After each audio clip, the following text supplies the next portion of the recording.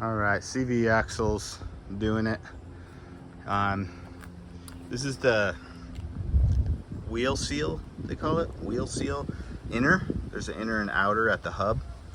And this spring here that was inside there, that rusted and broke, and then this became floppy and piece carved out, and that happened on both sides.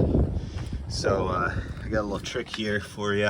So another guy mentioned, which was a great tutorial, all you need to do is take off the two bolts down here to be able to pull this out to swap your CV axle, front axle. And I took off the brakes and all that because I got to replace those anyways, but you don't actually have to take those off to do this repair.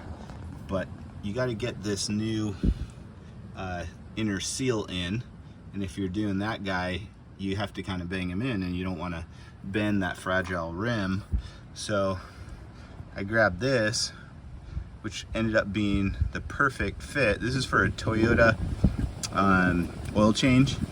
It has those little teeth that bite in.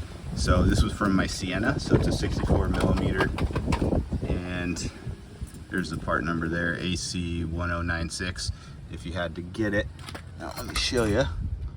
This actually is the perfect diameter to fit down in there, so that then you can take your hammer and bang on around this edge and get it exactly perfectly seated, that seal. So if you don't have a perfect size paint can or whatever else you were going to use, a giant socket, 64 millimeter socket, which you wouldn't have, and that'll work. So I've got the new axle in here, and so I need now just push that through the back and put everything back together.